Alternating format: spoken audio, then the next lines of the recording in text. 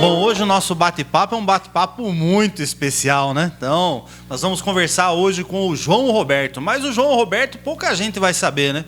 Agora, se falar que é o Basílio, essa fera que fez o gol do Corinthians na final de 77, todo mundo conhece, né? Basílio, seja muito bem-vindo à nossa casa aqui. Muito obrigado. Para nós é uma satisfação te receber aqui. Eu é que agradeço, né, por esse convite. Sei da passagem de vários ídolos que aqui estiveram, foram muito bem recepcionados, como eu estou sendo também, né? Para mim é uma satisfação muito grande poder estar aqui e vamos aproveitar esses momentos que a gente vai ter junto com não só vocês, né, aqui da empresa, mas principalmente aqueles corintianos ou torcedores, né, que estão comparecendo. Impressionante, né? Você vê a galera lá, vem, quer tirar foto e quer autógrafo e tal, e me chama a atenção o fato até de crianças, né, Basílio? Tem moleques ali de 10, 15 anos de idade que nunca nem sonharam em ver você jogar, né? Mas você vê o legado que você deixou, né? O legado foi bom, foi positivo. Hoje eu faço um trabalho com o Departamento Cultural do Corinthians, né? Administro os velhinhos, os Masters, alguns que jogaram comigo, outros que eu acompanhei como treinador também trabalharam comigo nas equipes de base, né? Mas é uma continuidade que a gente tem na vida e a gente procura sempre não só ser o exemplo, mas procura sempre orientar, passar uma mensagem, porque você lida, né? Você é uma pessoa pública, você lida com o povo todo dia. Você tem que ter a consciência de saber como recebê-los, independente do time que ele torça, que nem você falou ali. Peguei alguns são paulinos, palmeirenses, que fizeram questão de tirar foto, e peguei um adolescente.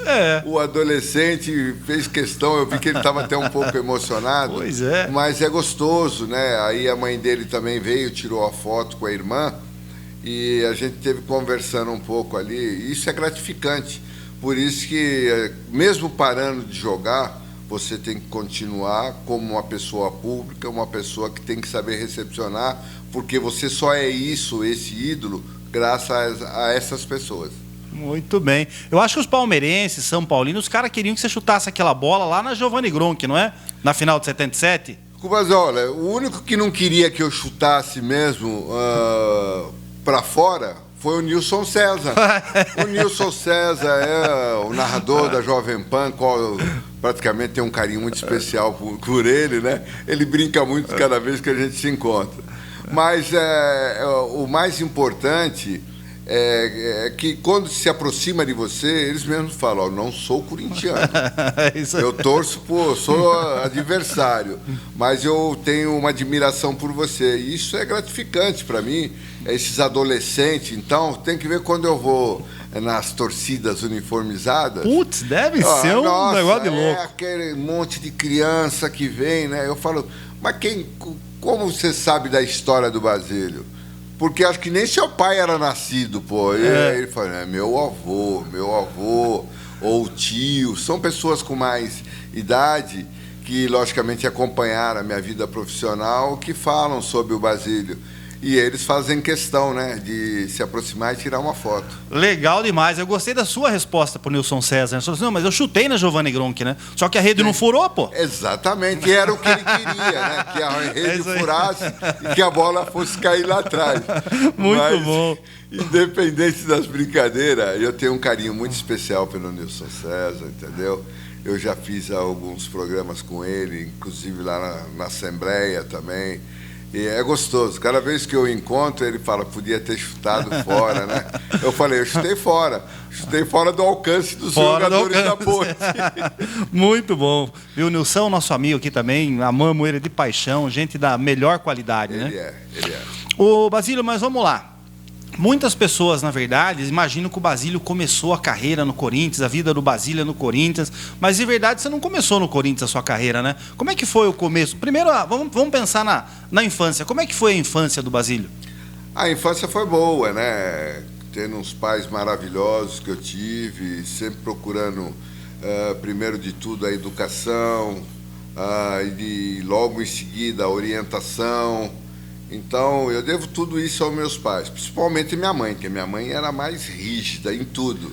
Até para você ir numa festa, se você tivesse que pegar alguma coisa quando viesse servir, você tinha que olhar para ela, né? Era mais brava. Ela era brava, mas ao mesmo tempo nos deu uma educação maravilhosa, isso é gratificante.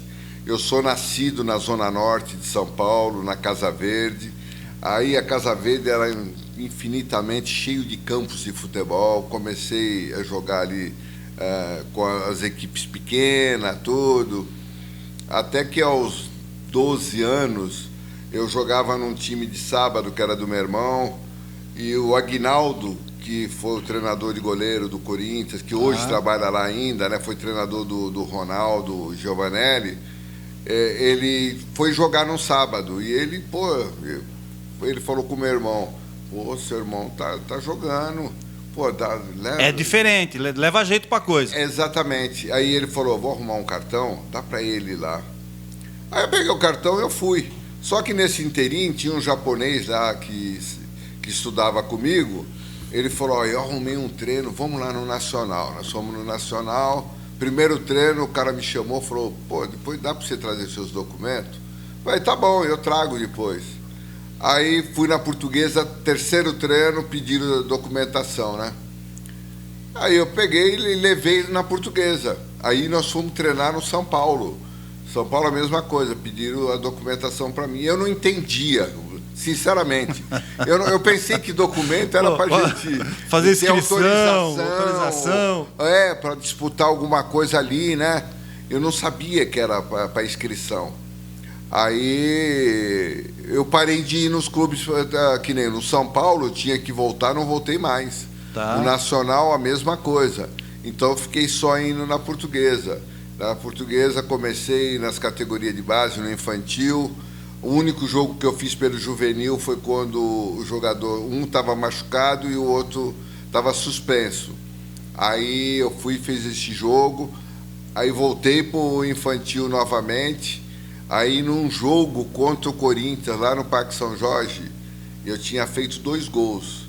E o treinador principal, Gin Lopes, que era da Portuguesa, ele estava no jogo, aí ele me chamou e me concentrou.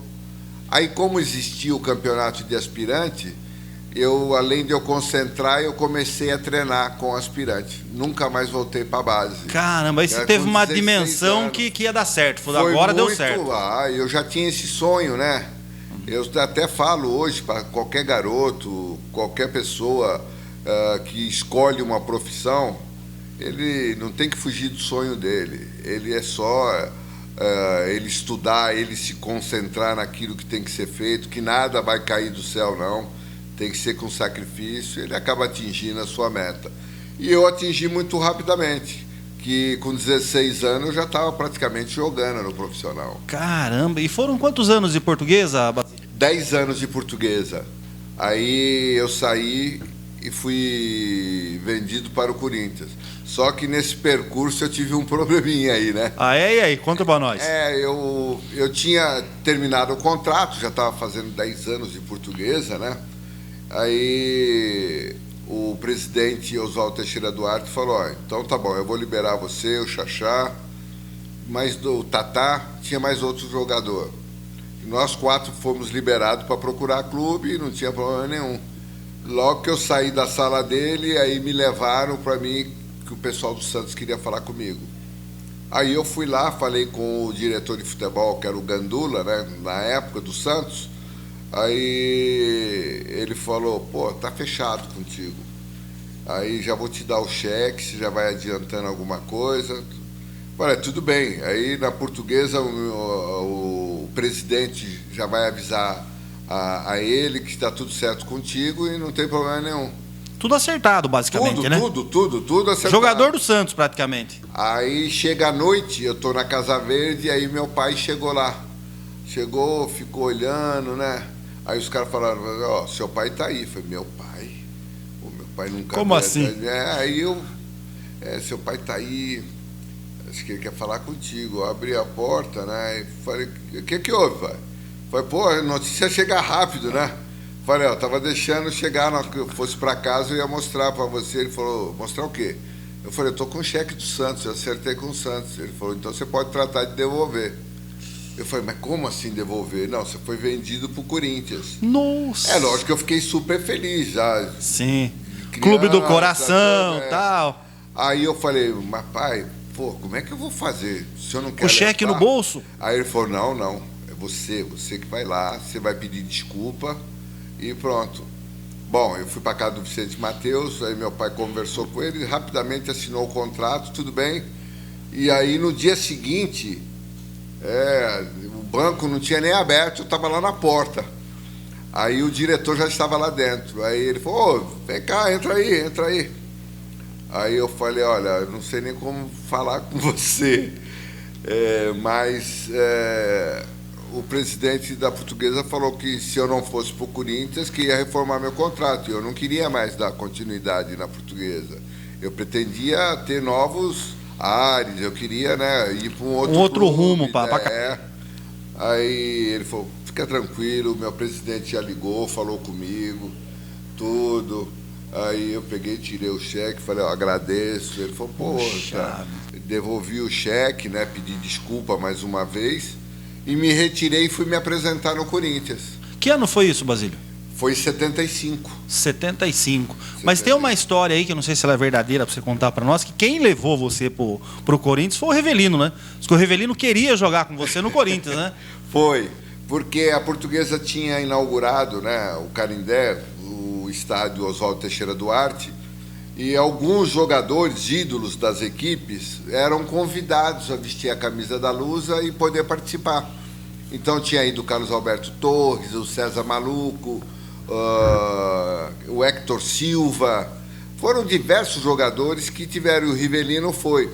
E tem uma jogada que, inclusive, mandaram até para mim recentemente, que eu pego essa bola e eu vou com o Rivelino do lado esquerdo, eu toco nele e me projeto na frente. Aí ele dá um elástico no jogador, que era festa da Portuguesa, inauguração, né, um time de fora. Aí ele faz essa jogada, bate com a perna direita e faz o gol. Tá. E aí no vestiário a gente tá lá, né? Eu tava uns 2 chuveiros assim do lado, aí ele falou, vem cá. Aí eu fui lá, né? E todo mundo fica olhando, né? É lógico, o Rivelino. Pô, Rivelino, né? Chamando e tal.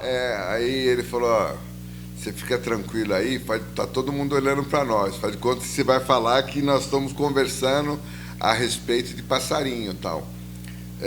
Fica preparado que eu vou chegar no Corinthians, os caras vão te chamar para te contratar. Vou ajeitar lá, deixa para mim que eu vou ajeitar. Deixa que eu vou encaminhar isso. Aí, de fato, eu fui. Logo em seguida ia ser o Carnaval. Aí, no Carnaval, eu fui como se estivesse indo para a festa do Carnaval. Aí, o ginásio do lado direito e o lado esquerdo era a casa da comissão técnica. Aí, eu fui para o lado esquerdo. Aí, entrei, fui lá, acertei tudo. Aí, me apresentei na Portuguesa. O presidente falou assim, ó, seu material vai ficar recolhido até a gente dar uma satisfação para a torcida ainda não é sabedora, mas os diretores estão, aí está tudo aqui em volta. Jornalista viu, provavelmente ia comentar, isso ia se tornar algo público. Não, depois que a gente fica pensando, como é que eles descobriram, né?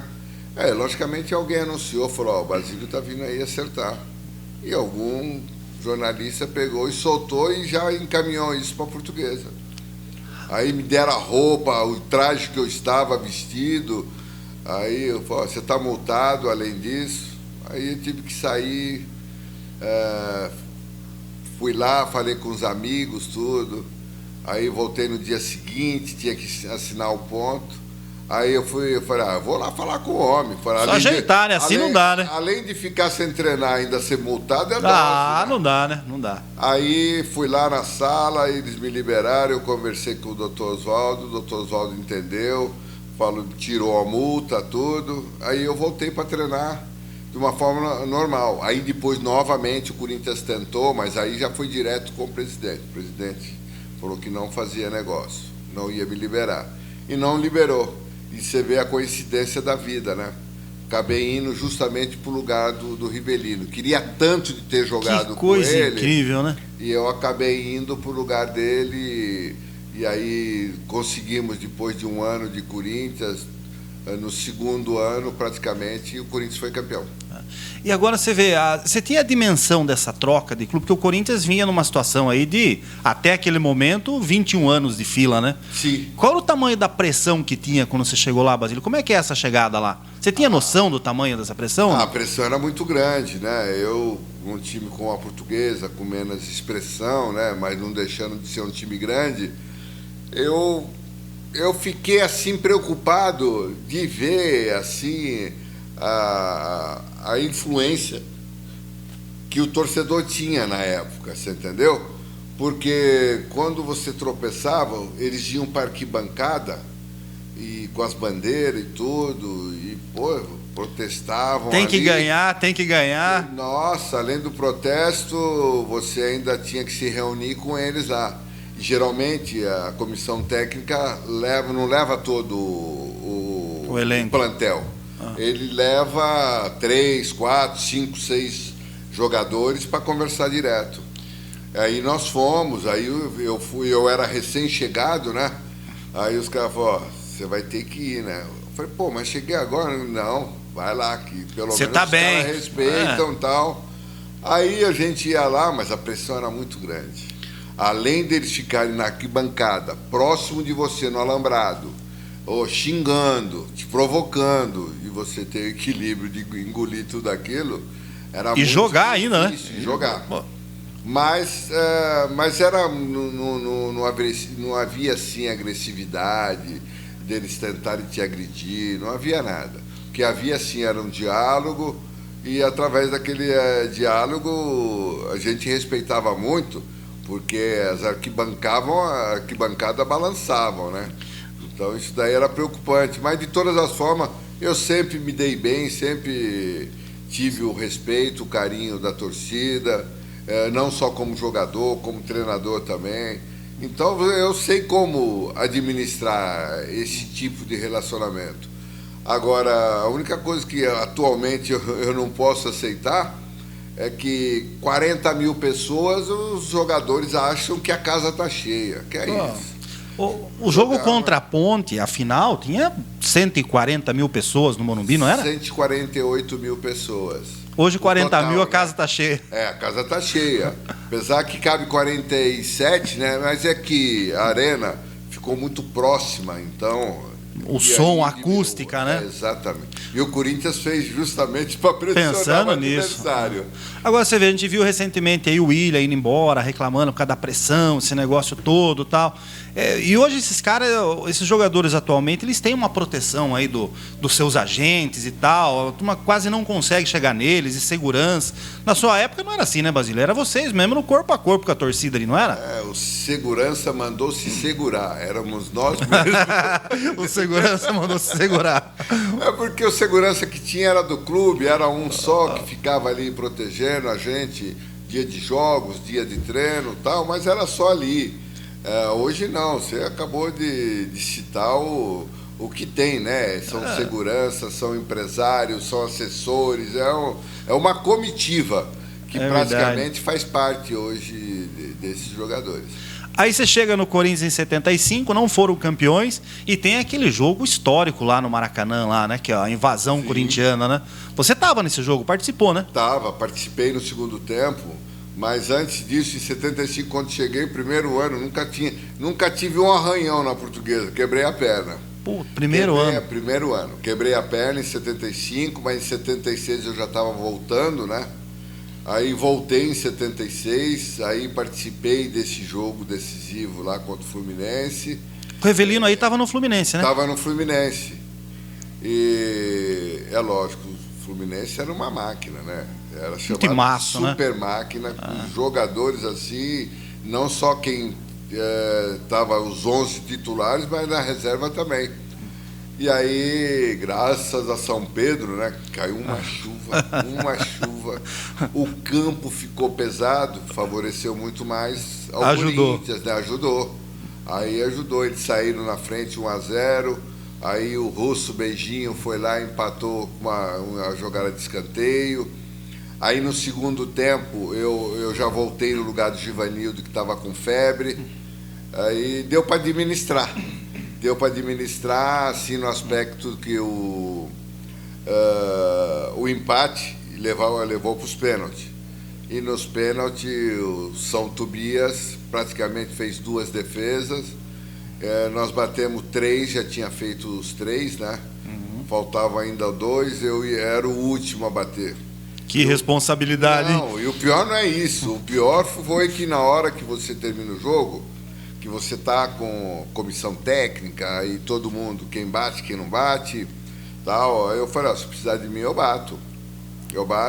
Mas me põe em segundo ou primeiro. Não bater, por último, né? Puta responsabilidade. Aí né? O Duque, que era o treinador, falou, não, você é xodó da Fiel, você é o último a bater. Eu falei, não, aí também não, chefe. Peraí, dá minha responsabilidade. Ô, louco, aí não, né? Mas, ele falou, não, você é o último. Já está até o seu nome já estava no papel. Já está definido, pronto. Já estava definido. E aí o Zé Maria bateu, fez o terceiro, aí não tinha mais como eu alcançar, terminou o jogo ali. Mas terminou o jogo, eu ficava pensando, eu falei, nossa, e se chega no último ainda, né? Mas tinha que bater, não tem como. Mas estava preparado, o Basílio ia fazer. Não, preparado você tem que estar sempre, né? Isso faz parte da vida que você escolheu. Você vive com a derrota, com o empate e a vitória, que é o primordial. E o jogador tem altos e baixos. Quando ele está por cima, ele tem que ter equilíbrio de saber receber esses elogios. Mas quando você está por baixo, que a crítica vem para você, é mais equilíbrio seu ainda, porque você tem que saber do aprendizado das críticas que estão feitas para você crescer junto, né? Sim. E aí você recupera tudo aquilo que você está naquele momento difícil, mas o ser humano supera. Tem que estar com o psicológico muito em dia, né? Tem, faz parte. Mas aí vem o ano de 77, que é o ano mágico, né? Corinthians, 23 anos na fila, pega a Ponte na final, que por sinal a Ponte era um baita de um time, né, Basílio? Eu acho que, se bobear, era um time melhor do que o do Corinthians, não era? No papel? Melhor? Você é bondoso, né? Era bem melhor que o do Corinthians. Mas só que naquela decisão, contou muito, até não só a camisa, mas contou muito a experiência. A experiência dos jogadores que o Corinthians tinha. Eu estou até adiantando uma parte que eu estou falando, porque eu ia me referir ao seu Brandão, porque eu fui perguntar para ele o que levou o Corinthians a ser campeão. Aí ele falou para mim que, pela lógica que ele viu o plantel, o Tobias já tinha sido, Tobias e Jairo, o Jairo já tinha sido campeão no Curitiba, o Tobias no Sport de Recife, o Zé Maria era campeão mundial, o Moisés tinha sido campeão no Vasco, o Ademir veio do interior, mas fez campanha boa no 15 de Piracicaba. O Vladimir era um garoto em ascensão, um garoto que era um reloginho, sempre mantinha. Aí o Russo veio, já tinha uma passagem pelo Botafogo, também com a experiência larga. O Luciano, então, veio de Recife, também tinha sido campeão. Time rodado, né? O time já era um time rodado. Totalmente rodado. O Vaguinho já tinha sido campeão no Atlético, o Romeu também no Atlético Mineiro. O Geraldão veio de um Botafogo, onde era ele, o Sócrates, a referência. Eu já tinha sido campeão na Portuguesa, tinha outros jogadores no banco que também tinha. Então, nessa chegada fez com que nós enfrentássemos uma Ponte que era superior à nossa, mas que na decisão o Corinthians 1-0 foi pouco. Nunca menosprezando o time da Ponte. Mas jogou muito, o Corinthians jogou muito, né? Era super time que a Ponte Preta tinha. Mas na decisão nós superamos tudo isso daí e o 1-0 foi muito pouco referente àquilo que o Corinthians fez. E a importância do Brandão e do Palinha nesse time? Vamos começar pelo Palinha. O Palinha, quando foi contratado, o Palinha chegou e ele deu um alívio total ao plantel que o Corinthians tinha na época. Por quê? Porque ele chegou a peso de ouro e ele puxou toda essa responsabilidade para ele. Bom, tanto é que você via, tinha as entrevistas depois dos treinos, o Palinha era o mais requisitado.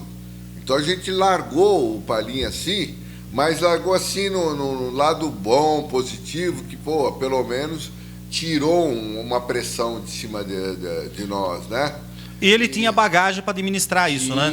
Tinha. E ele puxava essa responsabilidade, ele vinha a público, ele conversava com o presidente, ele conversava com o torcedor também. Então, ele nos aliviou. Os mais jovens ficavam mais tranquilo um pouco. Muito mais tranquilo.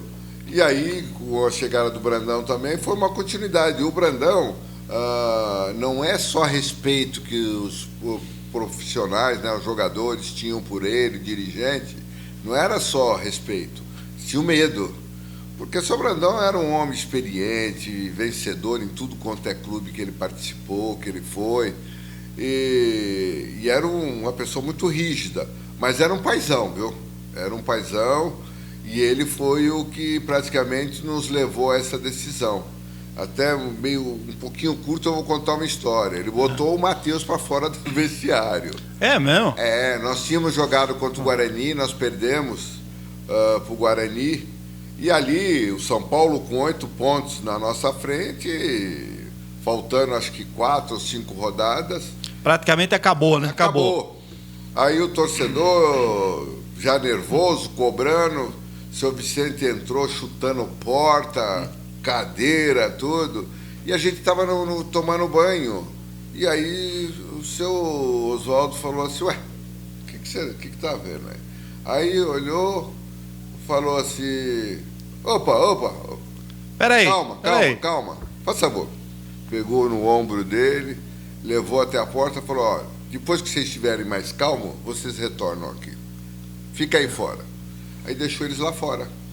Alivia a pressão. Alivia, foi lá, continuou conversando com a gente, porque mesmo a gente tomando banho, e ele estava nos passando uma mensagem de otimismo. Ele falou, nós vamos dar esse pontapé inicial, a arrancada vai ser no domingo. A gente jogava em Ribeirão Preto contra o Botafogo. Rapaz, contra que missão, hein? Nossa, o time que maço do Botafogo. E aí nós ganhamos do Botafogo lá. E o São Paulo jogou no interior e tinha perdido. Então diminuiu para 6. Passou para 6. Nós voltamos, nós tivemos um jogo contra a Portuguesa de Esportes no meio da semana, que era aquele jogo, aquele confronto. O Corinthians não podia tropeçar em momento nenhum, se pretendesse.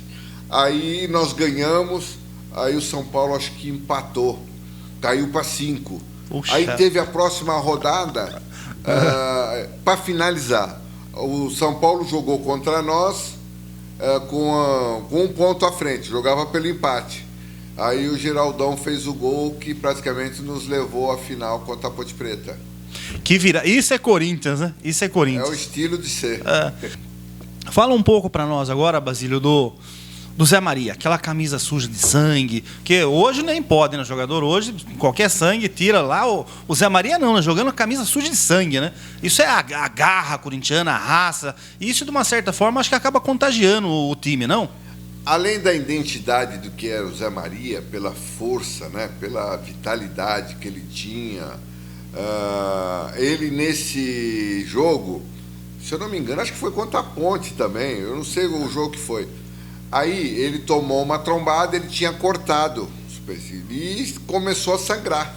Sangrou e começou a cair na camisa. E aí, é lógico, todo mundo tirou as fotos, tudo, mas ele jogou até o fim do jogo, sem problema nenhum. Não é igual hoje. Hoje, se cair encostou, pode tirar, troca meia, troca calção, troca camisa, não pode mais jogar, né? E sem sangrar, o jogador tá rolando um monte no chão, né? Mas você vê isso do Zé, veio dar uma conotação daquilo do que é o Corinthians. A química do Corinthians, né? A química é essa. E o Zé, pelo amor que a família dele sempre teve pelo Corinthians, nossa, ele ali... Eu vi esses dias ele dando uma entrevista explicando a razão de que ele machucou e deu a continuidade. Ele falou, hoje não teria mais essa condição. Muito bem. Não dá para falar com o Basílio e não falar do gol de 77, né, Basílio? Então, tem uma história que você achou que o Vaguinho já tinha feito o gol, né? E aí, de repente, a bola volta, sorte que você não parou, né? Você continuou e enfiou o pé nela, né? Porque foi uma falta do lado direito do portão de entrada do Morumbi, e nessa jogada eu sempre corria para o primeiro pau. e eu resvalei de cabeça que o Zé Maria cruza e ela desloca a defesa da Ponte Preta. E o Vaguinho veio por detrás e chutou. Eu me imaginei que a bola pegou no ferro. E eu falei, foi gol, pô, já tinha sido gol, né? Bateu dentro e voltou. Não, bateu, mas pegou na trave. Depois, eu até vendo hoje com vocês, que eu observei bem em detalhes. Mas na hora você achou que tinha pego no ferro dentro e voltado. De dentro e saiu. Aí, como ela veio pro Vladimir, eu falei, o Vladimir faz o gol. Aí o Vladimir vai cabecear, ele cabeceia em linha reta, porque ele ficou com receio de cabecear essa bola lateralmente. Tá. Ele falou, eu vou cabecear, essa bola vai fora. Eu vou fazer o fácil. Aí ele cabeceou em linha reta e aparece o Oscar, que levanta, a bola bate na cabeça dele e vem na minha direção. Aí você vem e... eu venho, pego de bate, ó lá. E veio o Basílio e caixa. Mas você vê como é, né? A minha batida, quando a bola sobrou para mim, eu me vejo uma pessoa escolhida, primeiro de tudo, né? Muito bem posicionado. Muito. Eu acompanhando toda a jogada. Você pode observar ali que eu resvalo de cabeça, o Vaguinho chuta na trave, o Vladimir cabeceia, e aí eu entro, mas eu sabia que fazia o gol. Ali eu fui já com convicção, eu pego de bate-pronto na bola, né? E a hora que você vê aquela bola dentro da rede, Morumbi explodindo, e aí, o que passou na sua cabeça naquele momento? Nada, só a vantagem do gol. As pessoas falam que eu sou muito frio, mas não é. Mas você não é um gol que você fez e terminou o jogo. Não é, você só naquele momento ali, você tem a vantagem do jogo, né? Você fez o gol, você está na frente e até o adversário fazer o gol para você, você praticamente já definiu, né? Pô, eu tô achando que você não é frio, tô achando que você é uma geladeira, né? Fazer um gol desse aí, eu acho que, pô... Hoje não, hoje eu me emociono, a gente fica vendo, revivendo, né? E eu fico pensando assim, eu falei, nossa, como era, né? Aquele tumulto. Primeiro que eu falo que eu fui escolhido, né? Porque você vê, depois de 2 lances daquele que teriam condição de ser feito... Vem de frente para você? Vem de frente para mim. E eu acompanhando essa bola, essa jogada, fui lá e acabei fazendo. E a hora que o juiz apita, Basílio? O juiz foi lá, apitou, acabou o jogo. Agora somos campeões mesmo, acabou os 23 anos de fila, e aí? Aí que você se preocupa porque houve a invasão do campo. Quando a gente vê pulando, os torcedores já em cima de você, e eu queria guardar a camisa, eu tirei a camisa e o massagista tirou a minha chuteira. Então ele pegou minha chuteira e a camisa e correu pro vestiário. Tá. Aí ele levou pro vestiário. Aí os torcedores tiraram minha atadura, tiraram a meia, a atadura, o calção, que a gente já usava sunga por baixo, né? E aí falava, não, vocês têm que dar a volta olímpica. Eu falei, eu não. De sunga? Eu sou índio, pô. De sunga? Sair de sunga, pô, não.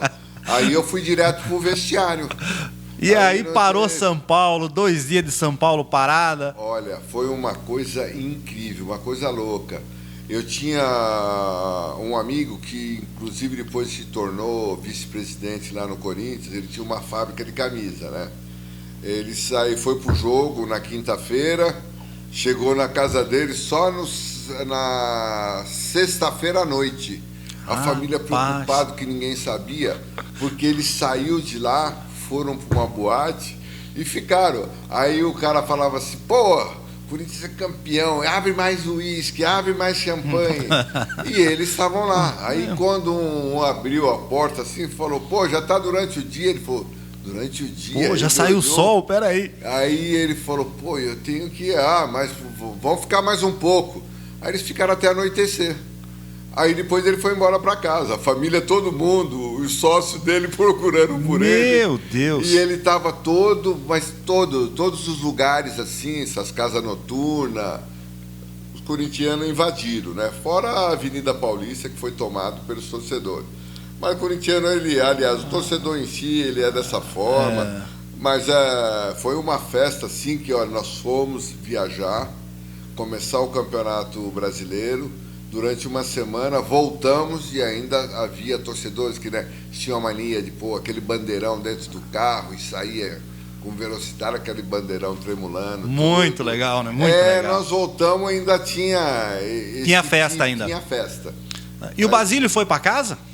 No dia do jogo, depois da final? Fui para casa. Porque foi assim, acabou o jogo, a minha mãe estava no jogo e eu não sabia, eu fui entrevistado. Aí o cara falou, pô, nós temos uma surpresa para você. Eu falei, pô, que legal, que bom. Aí ele falou assim, o Lucas Neto, e aí, como é que tá aí em cima a festa? Aí entra a minha mãe, parabéns, meu filho. Eu falei, minha mãe? Como assim? A senhora tá onde, mãe? Ela falou, tô aqui no Morumbi. Nossa. Eu falei, a senhora é louca? Mas como é que a senhora veio? Ela falou assim, não, calma, fica calmo. Fica em paz, tá tudo bom, certo. Tá tudo bom. Porque a minha mãe tinha um probleminha de coração e tal, né? E nesse interim, ela pegou e falou, não, tá comigo. Ela tinha muita amizade com a mãe do Vladimir e a mãe do Zé Maria. Tá. Então, não, elas estão aqui comigo, tá todo mundo aqui e tal. Mas eu tô indo para casa, a senhora já vai? Não, já tô indo. Nossa. Eles estão nos levando de perua, vai deixar todo o pessoal que eles trouxeram para cá, vai deixar na casa de cada um. E aí eu fui embora, mas só que saí no meio do povão. Eu pus um boné enterrado até aqui assim, uma sacolinha aqui atravessada, e como se fosse torcedor. Passou de torcedor. Passei de torcedor. E aí entrei no carro de um amigo meu e do Enéas. Tá. Aí, na hora que eu entrei no carro, eu falei para ele, ó, até aqui tá legal, tá bom. Mas aí ele falou, nós vamos pelo Palácio ou vamos aqui pela Giovanni Gron? Eu falei assim, ó, vamos pela Giovanni, que da Giovanni abriu ali o farol, a gente pega a Marginal e vai embora. E aí eu falei para ele, ó, só que é o seguinte, quando eu parar, se alguém me reconhecer, eu desço, eu vou abraçar torcedor, deixa que eu administro, deixa comigo. Deixa a porta aberta. Porque eu cumprimento, eu comemoro com eles ali tudo, para que eles não me segurem. Aí quando eu ver que o farol abriu, eu entro no carro, você liga e tudo. Aí, pô, foi o que aconteceu. Olha a estratégia do Basílio, hein? Aí você fica brincando, vibrando, pô, valeu. Aí entrei no carro. Abriu, vambora. Vambora. Aí fui embora. Aí cheguei em casa, para outra surpresa minha casa estava tomada pelos torcedores. Imagino. Né? Vizinhos, amigos, e amigos palmeirenses que estavam lá. Tudo festa. Eu entrei ainda brincando, né? Falei assim, você aqui... Você não devia estar aqui, né? Você é palmeirense. Aí ele falava, que é isso? Vim festejar junto com você. Eu falei, pô, legal, obrigado. Aí nós ficamos até o dia seguinte. Aí só que à noite... Eu fui para casa do Zé Maria, eram 3 horas da manhã. Aí, porque uma parte do grupo foi para casa do Zé, que tinha churrasco lá também. Aí, da casa do Zé, eu voltei umas 5 horas da manhã. Aí, eu tô em casa, estava ainda com a família, conversando. Eu falei, vou subir que eu vou descansar um pouco, né? Putz, subi, estava tomando banho. Aí a minha mãe falou, que hora que eu te acordo? Eu falei, deixa eu dormir, mãe. Deixa eu descansar. Eu só tenho que estar no clube meio-dia. Então tá bom. Aí eu tô deitado. Daqui eu falei, pô, mas nem dormi. A minha mãe, a imprensa tá aí fora. Tinha aquele Bom Dia São Paulo, né? Tá. Da TV Globo. E foram lá. Aí eu entrevistar o Basílio. Me troquei. E aí, quando eu saí no portão, assim, de criança, de frente à minha casa, que tinha aula, né? E as pessoas foram tudo... Esquece, não vai dormir mais, não. Não, e aí se autografa bandeira, caderno, tudo, fiquei ali. Aí, quando eu entrei em casa, já eram umas 9 horas da manhã. Falei, agora não vou mais dormir. Não tem mais. Aí fui, tomei outro banho, voltei, troquei de roupa, fui pro Parque São Jorge. Aí começou, vai aqui, vai ali, vai acolá e... Eu só fui dormir mesmo, praticamente, quando a gente viajou. Quando nós fomos, acho que para o Maranhão. O Corinthians, o primeiro jogo era lá contra o Sampaio Corrêa. Aí nós fomos para lá e depois tínhamos mais outro jogo no meio da semana. Aí no final de semana a gente voltou. Aí que foi conseguir descansar um pouco, na verdade. Foi ali que... E cá entre nós, o coração da mãe tava bem, né? Porque para aguentar uma emoção desse tamanho, né? Tava bem. E ela que me acalmou, porque é lógico, você fica preocupado. Eles nunca foram em campo, nunca. Nem ela, nem meu pai. O primeiro jogo foi esse que ela foi? A primeira vez. Rapaz, isso é um teste para cardíaco, hein? Ia. Meu Deus, hein? Meu pai só ia resolver meus problemas de contrato, né? Meu Deus. Aí agora tem uma outra fase do Basílio, né? Inclusive eu até estava falando com ele agora de pouco, eu te mostrei, que é o Viola, né? O Viola tem uma consideração por você, na verdade é aquele povo do terrão, de Ney, Viola, né? Mas eu posso falar com mais propriedade do Viola, porque ele me falou isso pessoalmente, né? Ele falou, o Basílio para mim é um pai. Ele tem um amor, uma admiração enorme por você, assim, que é um negócio até bonito de escutar, né? E da onde vem isso, Basílio?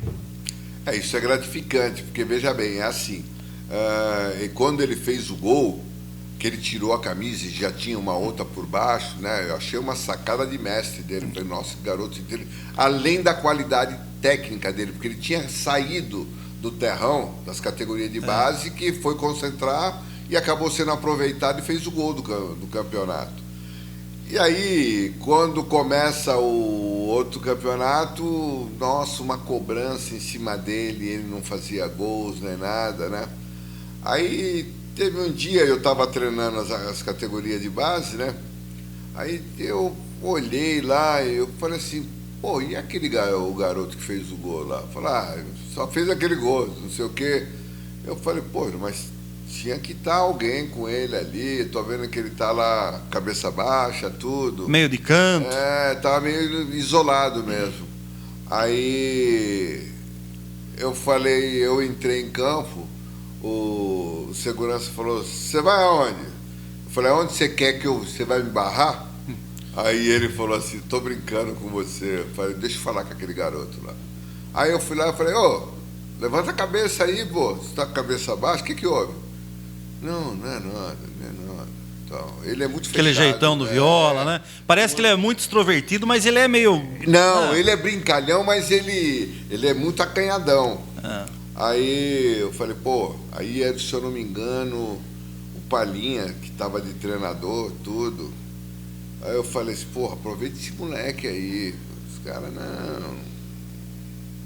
Também só fez aquele gol e tal. Aí eu falei, pô, mas agora que era a hora, esse garoto precisa de um calor humano agora. Só de um amparo aí, alguém dá uma direção para ele. Exatamente. Aí eu saí do Corinthians e fui treinar o São José. Aí eu estava no São José, eles falaram do Viola. Eu falei, pô, eu queria trazê-lo e tal. Aí ele falou, tem mais alguém? Eu falei, eu levei, acho que era ele, o João Paulo Papinha, mais um outro jogador do Corinthians. Aí tiveram lá, e depois eu saí, porque o Olímpia me fez uma proposta, conversou comigo, eu larguei o São José. E eu fui para a Olímpia. Aí chamei o Viola. O Viola ia ganhar acho que 10 para voltar para o São José. Eu falei, não, fica comigo aqui, pô. Aí eu falei, peraí que o diretor vai falar contigo. Aí, na hora que ele recebeu a proposta, ele falou, não, eu tô indo para a Olímpia. Eu tô indo pra... Aí ele foi para a Olímpia, ele fez um campeonato assim primoroso. Foi muito bem, né? Voou no campeonato. Né? Era outro Viola, né? O outro Viola. Aí eu voltei pro Corinthians. Que é a confiança, né, Basílio? Aí eu voltei pro Corinthians. Aí eu tô lá, o senhor Vicente conversando comigo e tal, e o Viola apareceu lá. Eu falei, nossa, que Viola tá coincidência? Aqui, né? Aí ele soube que eu voltei e ele foi lá no clube. Pai, falei, me ajuda aí. Tudo bem? Tá, tudo bem, né? Não sei o que eles vão fazer comigo. Eu falei, o presidente estava falando ali. Falou assim, o que o presidente falou, seu filho lá. Seu filho. Aí eu falei assim, eu vou aproveitá-lo, tá? Ele falou, tá nas suas mãos, você tá chegando, tudo. Eu falei, ele vai comigo, sim. Aí tinha treino de tarde, aí eu falei, e aí? Que você vai? Eu tô treinando separado. Eu falei, não, você pode se enquadrar, você vem treinar comigo à tarde. Já. Meu Ali Deus, ele começou a treinar comigo. Virou a chave. Virou, e aí foi aquele Viola que vocês sabem. Craque, joga muito. Tudo. Oportunista, rápido, forte. Fora isso, a gente tem um carinho muito grande por ele, você entendeu? A minha família era muito próxima dele, a gente procurava orientá-lo. E o Viola tem um coração maravilhoso. Fantástico. Um cara muito do bem. E aí, até para você ver, eu perdi a minha esposa mais ou menos há um ano atrás. No enterro, quem ficou do meu lado? O Viola. A minha filha do lado direito e o Viola do lado esquerdo. Tempo todo do meu lado, sentado. Impressionante, porque até ele me falando que não era só um paizão dentro de campo, como você está falando, como você já disse, na verdade, mas falou o fora do campo, né? Os conselhos. Falou, o Basílio me dava conselhos de pai mesmo, coisas fora do campo, fora do gramado, vida pessoal. Nossa, ele pegou um filho meu que eles saíam para noite, pô, depois eu falei, chama o Viola, deixa eu falar com ele. Falei, pô, falaram comigo que você estava em tal lugar. Ele falou, não, eu só dei uma passada. Falei, não, você não deu passada, não. Você estava lá, o meu filho ficava com o carro dele e ele saía com as meninas, tudo, né? E voltavam de madrugada. Ele estava no Vasco já. Ele já estava no Vasco. Aí ele falou, pô, não, tá bom, você está certo. Quer dizer, ele foi sempre um garoto muito bom. Aí o pai dele faleceu, aí ele me ligou e falou, perdi meu pai agora. Falei, e aí? Você sabe do procedimento? Ele falou, tô perdido. Falei, não sei o que fazer. Que eu tô chegando aí. Olha só.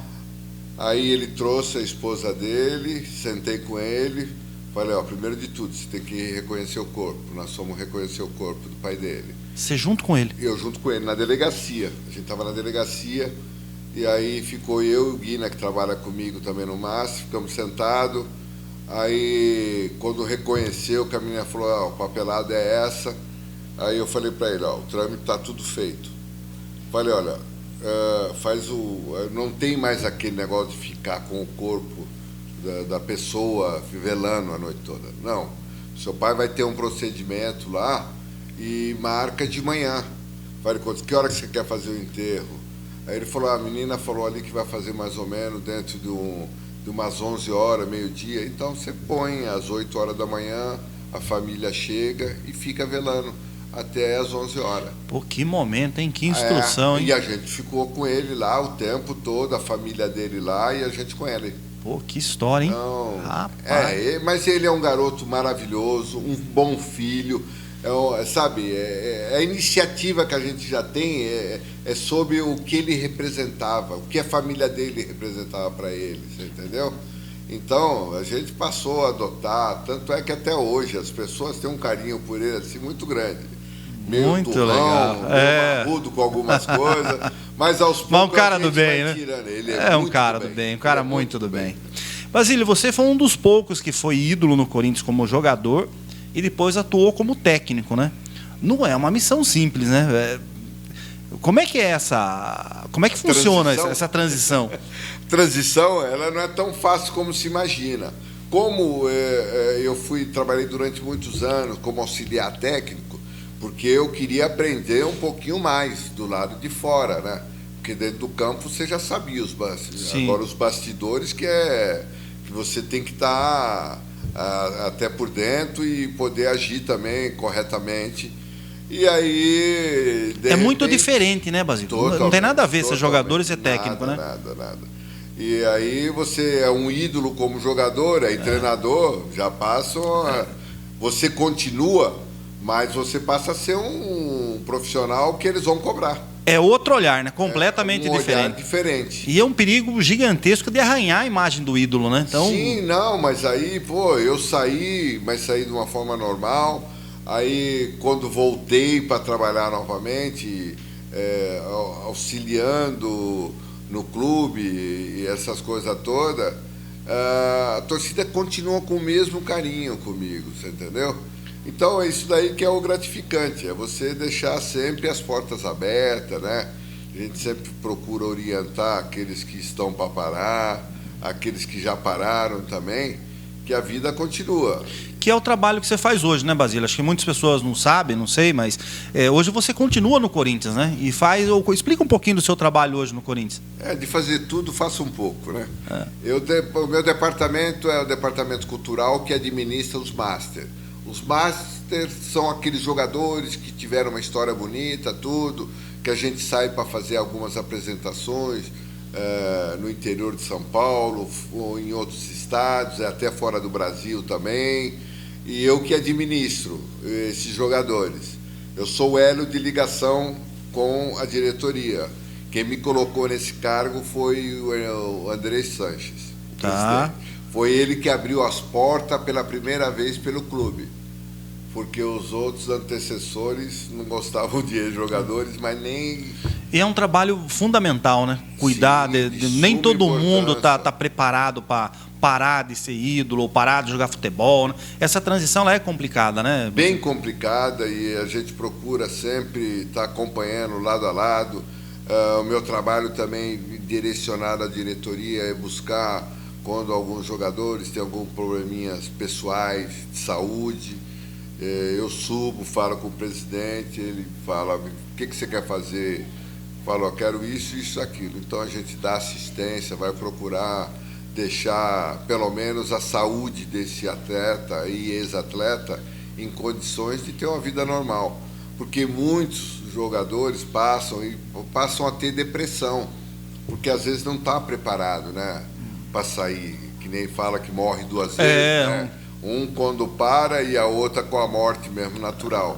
Mas tudo isso depende. Eu particularmente parei consciente.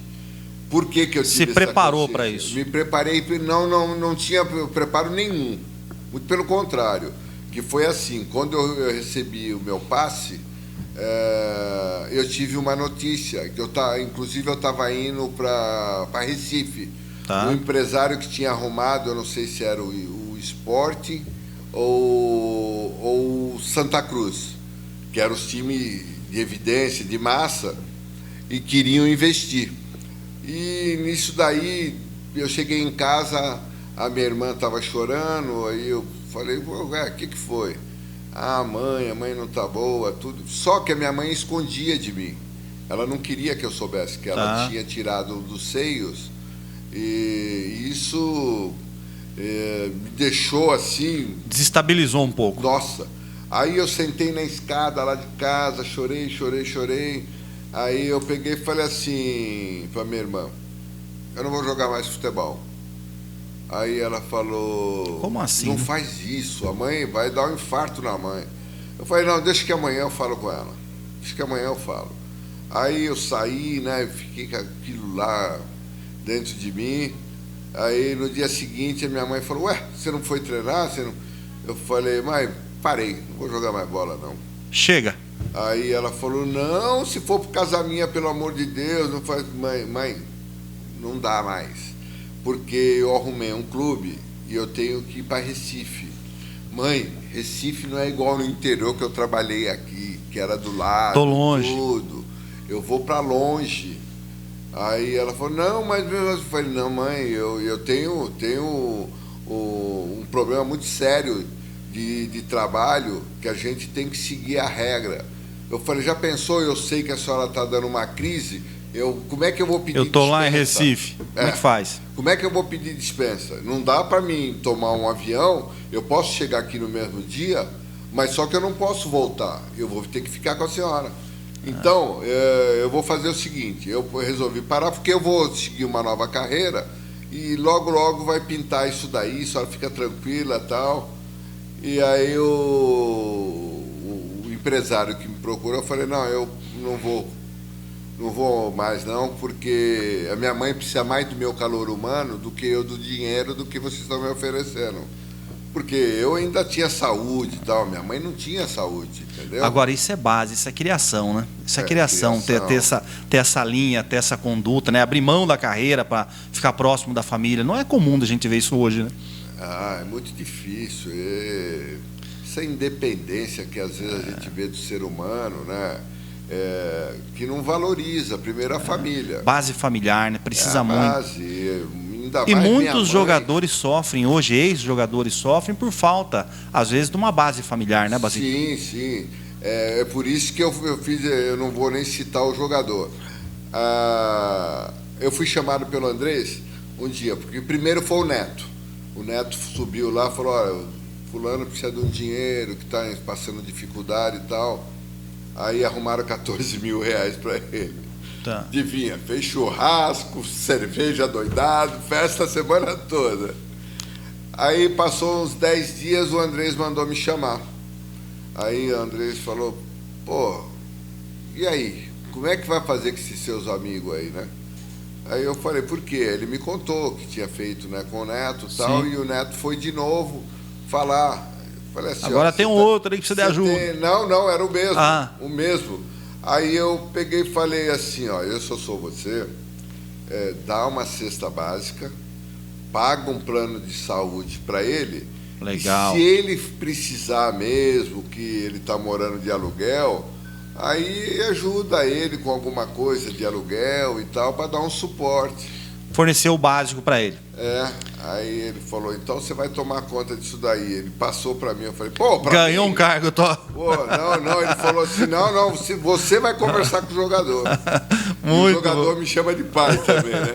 Então vamos lá. Então hoje, na verdade, também você administra o time do Corinthians de Master, que fazem jogos, não é isso? Que acaba dando uma força para esses ex-jogadores, né? Cuida Sim. da imagem deles e tal. A gente fica procurando, né? Que a pandemia foi sacrificante para mim. Eu tive que ser criativo, né?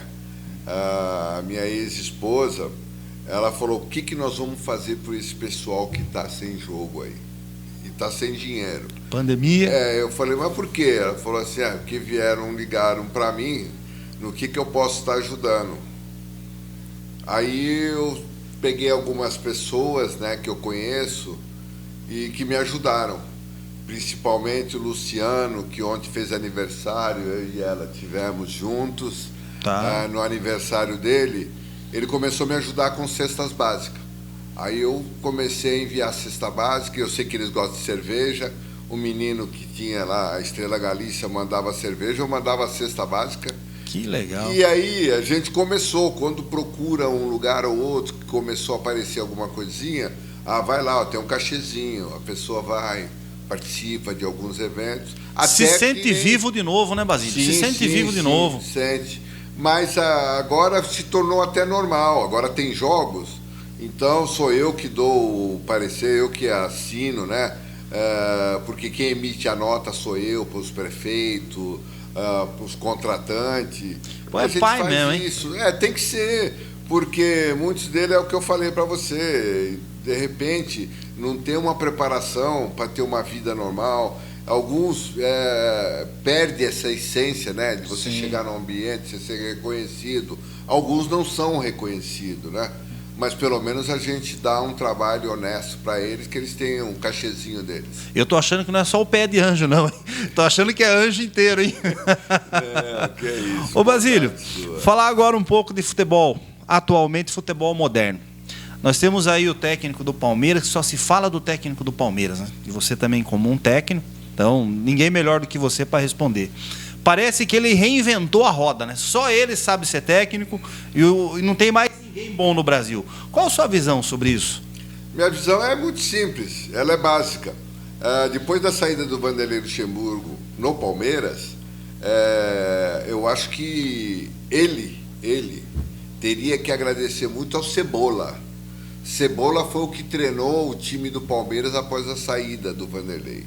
Foi quando o time do Palmeiras começou a ganhar alguns jogos. Quando ele chegou, ele já pegou praticamente esse time... Um time estruturado. Já estruturado, o grupo foi bom, e ele, pelo conhecimento dele, foi ajudando. Vocês lembram bem que no início ele teve alguns conflitos, principalmente com a imprensa, com a torcida, mas tudo isso dentro da cultura que a gente sabe que ele veio de fora e é dessa forma. E ele não vai mudar. Até hoje ele é assim, é o Vitor Pereira no Corinthians também. Eu até acho que hoje é modinha, né? Virou uma moda você contratar um jogador, um treinador estrangeiro. Mas ele por si, ele é merecedor de tudo que ele está fazendo, Sim. Porque se você analisar o trabalho dele, fora ter um plantel forte, ele tem uma liderança muito grande nesse grupo, e uma das coisas que eu gosto de destacar dele, ele é uma pessoa muito humana, muito humana. Trabalha muito bem isso, muito bem. Ele reúne totalmente a mulher que faz a comida, aquele que corta a grama, aquele segurança que está o dia a dia com ele. Ele valoriza muito os funcionários. E aí ele só tem que colher coisas boas. Porque ele prega o bem, ele faz o bem. E fora isso, o trabalho que ele desenvolve, tanto para o titular como reserva, ele é gratificante de ambos os lados, entendeu? Então, por isso que eu vejo como... não é que ele inventou a roda, concordo contigo, mas ele está dando uma sequência e uma demonstração de como tem que se portar hoje um treinador de futebol. Não é só dar assistência para quem tem que jogar, não. Ele dá assistência para todo o grupo, funcionário, ele valoriza tudo aquilo que ele tem em mãos para o seu dia a dia. E por isso que, de repente, ele está colhendo esses frutos. A gente tem visto um belo de um trabalho também com o Felipão no Atlético Paranaense, né? Fazendo um trabalho maravilhoso, né? Caladinho, foi lá para ser um supervisor, se tornou treinador. E não tem o elenco igual do Palmeiras, né? Não tem, mas ele tem aquilo que se chama a visão das coisas, né? Nessa visão é a valorização que ele dá aos funcionários, a valorização aos jogadores, ao plantel que ele tem, ao dirigente. Então ele vai colhendo esses frutos. Ou seja, temos grandes técnicos no Brasil também, né? Os técnicos brasileiros são bons, né? Já estamos resgatando de novo. É o Filipão, né? O Rogério Ceni acho que é uma boa promessa, Wagner Mancini. O Rogério, para mim, da atualidade, é o melhor treinador. Brasileiro, é o melhor treinador. Que bacana. Porque passar o que ele está passando, ele teve problemas e problemas também de contusão, de relacionamento com dirigente, porque ele veste a camisa, ele foi jogador, ele sabe das dificuldades, muitos de vocês não sabem, Sim. São salários atrasados, é uma série de coisas e ele está administrando e os caras correndo por ele lá dentro e ele está resolvendo caso a caso. Fora isso, a resposta está sendo boa e convincente dentro de campo dos seus jogadores. Muito bom. Copa do Mundo. Temos chance de ser campeão? Como é que você analisa? Eu vejo do lado otimista. E recentemente eu tive com o Tite lá na arena do Corinthians, e aí batemos um papo, conversei também com o César Sampaio, que é auxiliar dele. O caminho está certo, né? Eu me preocupo muito agora na convocação. Tá. Porque a gente está notando que ele está indo em vários lugares, assistindo vários jogos, né? E agora já começaram, até por mérito dele, o Pedro, centroavante do Tá Flamengo. voando, né? Tá voando. O Gabigol voltou a jogar de novo, tal. Eu não acredito que ele leve os dois. Eu não acredito. Eu conhecendo o Tite, e aí se ele levar o Gabigol, você já viu. Aí você leva o Pedro, não leva o Gabigol. O Basílio levaria qual dos dois? Os dois juntos. Esperto. Para mim, na qualidade que tem da atualidade, é superior àqueles que nós já colocamos lá. Tá certo. Eu vou dentro dessa filosofia. E você vai de encontro do que a própria imprensa vai valorizar. Porque a polêmica ela vai existir sempre. Eu conheço seleção de 58 com Fiola, que foi problema, e até hoje com o Tite, sempre na hora da definição, para disputar uma Copa do Mundo, cria-se uma polêmica em cima das convocações. Às vezes você vai agradar um, vai desagradar o outro. Você não pode fugir do desagrado seu, da sua consciência. Cometer erros, você vai cometer. Injustiça que você não pode fazer. Muito bom, muito bom. Que conversa, que resenha. Eu ficava aqui o dia inteiro falando com ele, hein? Que é isso. Basílio, muito obrigado. Obrigado muito obrigado você, mesmo. Cuba. Um prazer imenso. Nós aqui do Grupo Soma estamos assim, ficamos muito felizes com a sua presença. Espero que você volte outras vezes. Uma pessoa maravilhosa, super simpático com os nossos clientes, com os nossos amigos, com os fãs. Olha, parabéns, parabéns. Eu estou impressionado com a sua pessoa. Que é isso. Eu que agradeço pelo convite, já partindo do Nilson César, ela veio se confirmar aqui com a minha presença, lógico, é tão gostoso, é prazeroso as funcionárias se tirarem foto com você, e isso daí é o que a gente tem que ser. E eu agradeço imensamente por estar aqui com vocês, mas nunca esquecendo que esses elogios que você faz está sendo direcionado para minha mãe e para o meu pai, porque através deles eu sou o Basílio que as pessoas idolatram, têm o carinho, mas que está sempre com os pés no chão e agradecendo sempre. Cada vez que eu tiro uma foto ou assino alguma coisa, eu agradeço o carinho da pessoa. Parabéns. Sensacional, hein? Obrigado. O homem é bom demais mesmo, hein?